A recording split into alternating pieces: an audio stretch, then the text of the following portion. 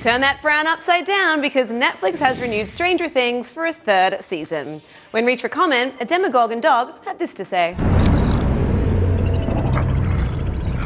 A premiere date has not yet been set for the return of the Duffer Brothers supernatural drama set in the small town of Hawkins, Indiana. While Netflix doesn't release viewership information, measurement leader Nielsen cited an audience of 15.8 million viewers who watched the season 2 premiere within 3 days of its launch.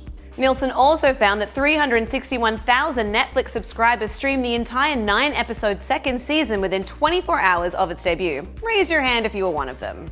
Stranger Things ranks as Netflix's biggest franchise. The series, which collected 18 Emmy nominations and took home 5, is pulling the streaming service into a new business with a series of licensing deals for clothing, posters, toys, and collectibles. Given the show's breakout success, the child stars are said to be banding together to renegotiate their contracts for upcoming seasons. In September, sources told THR that stars Finn Wolfhard, Millie Bobby Brown, Gaten Matarazzo, and Kayla MacLachlan each got $30,000 per episode for the first and second seasons, with a bonus once it became clear that the show was a phenomenon.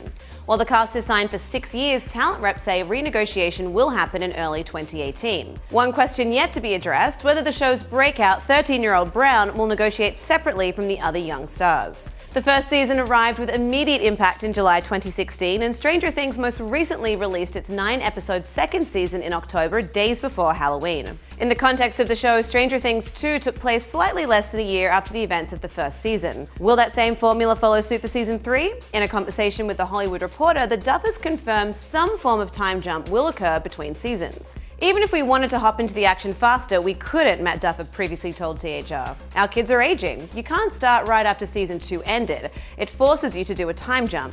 But what I like is that it makes you evolve the show. It forces the show to evolve and change because the kids are changing. It's cool though. The audience is going to be able to watch these kids come of age every year.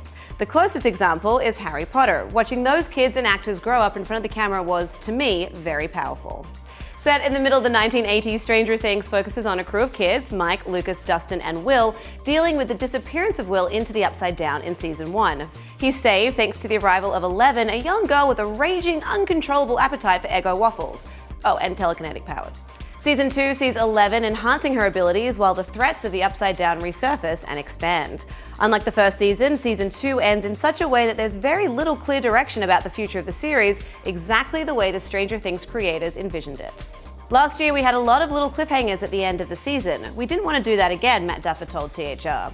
We didn't want to box ourselves in for season 3. We wanted to be able to start season 3 on a very clean slate.